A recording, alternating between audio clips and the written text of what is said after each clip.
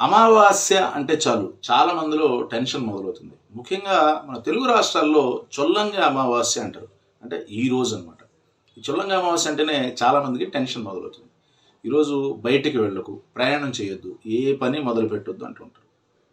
నిజానికి ఒక ప్రశ్న మనల్ని మనం అడిగి చూసుకున్నాం. ఈ భయం గ్రహాల వల్ల వచ్చిందా, లేదంటే మన మనసు వల్ల వచ్చిందా అనే విషయం మనం ప్రశ్నించుకోవాలి.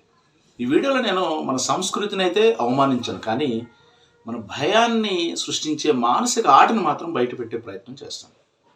మనం ఎవరిని విమర్శించడం ఉద్దేశం కాదు, కానీ ముందుగా ఒకటి అర్థం చేసుకోవాలి. ఏంటంటే చొల్లంగి అమావాస్య మన ప్రాంతాల్లో ప్రత్యేకంగా చెప్పుకునే అమావాస్య. ఈ టైంలో నెగిటివ్ ఎనర్జీస్ అన్నీ యాక్టివేట్ అవుతాయని చాలామంది చెప్తుంటారు.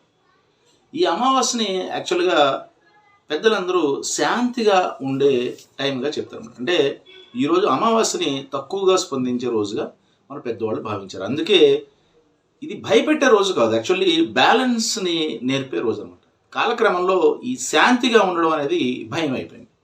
మన మెదడులో ఒక పవర్ ఉంటుంది, దాన్ని ఏంటంటే ఎక్స్పెక్టేషనల్ ఎఫెక్ట్ అంటారు. అంటే మనం దేన్ని నమ్మితే అదే నిజంగా అనిపిస్తుంది. సపోజ్ అమావాస్య రోజున ఒక డేంజర్ అని అనుకుంటే, ఈరోజు ఏదైనా చిన్న ఆలస్యం అయిందని అనుకుంటాం.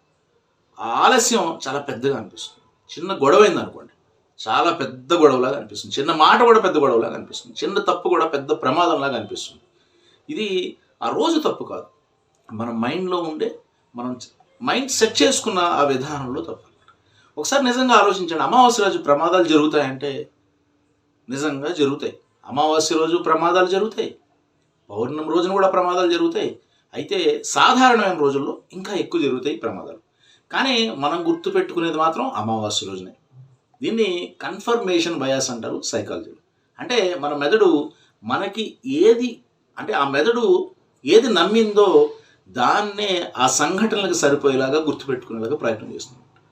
సో తను నమ్మిన దాన్నే మళ్ళీ రిట్రైవ్ చేసుకుని దాన్నే అది స్టోర్ చేసుకునే ప్రయత్నం చేస్తున్నాడు. మనం చంద్రుడు మన భావోద్వేగాలపై ఏమైనా ప్రభావం చూపుతాడని సైన్సే ఒప్పుకుంది. కానీ ఈ సైన్స్ మాత్రం స్పష్టంగా చెప్తుంది ఏంటంటే ప్రాబ్లం చంద్రుడు కనిపించకపోవడం వల్ల కాదు, మనం శాంతిగా ఉంటే ఏ ప్రమాదం ఉండదు. చంద్రుడు లేకపోతే ప్రాబ్లం కాదు, మనం అశాంతిగా ఉంటే ప్రమాదం. ప్రమాదానికి కారణం ఏ తేదీ కాదు, మన ప్రవర్తన. మనం భయంతో డ్రైవ్ చేసామనుకోండి, ప్రమాదం జరుగుతుంది. అది అమావాస్యనా పౌర్ణమైనా ఎట్సెట్రా అయినా శాంతిగా డ్రైవ్ చేస్తే ఏ విధమైన ప్రాబ్లం ఉండదు. మన పూర్వీకులు ఎప్పుడు భయపడండి అని ఎవరు చెప్పలేదు.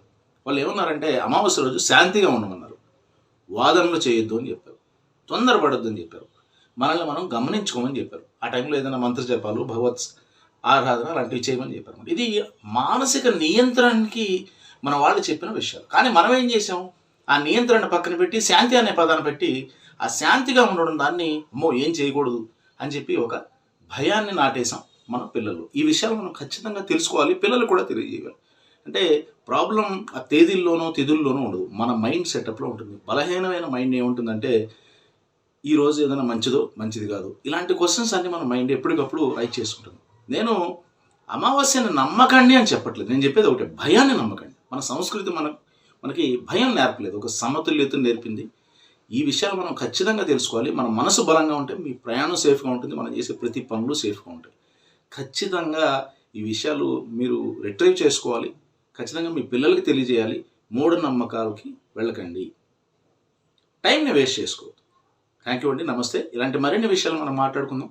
ఇప్పుడు దాకా ఈ ఛానల్ కనుక మీరు సబ్స్క్రైబ్ చేసుకోకపోతే సబ్స్క్రైబ్ చేసుకోవడం మర్చిపోకండి. అట్లాగే వీడియో నచ్చితే లైక్ చేయండి, మీకు తెలిసిన వాళ్ళందరికీ షేర్ చేయండి. థ్యాంక్ యూ వెరీ మచ్ అండి, నమస్తే.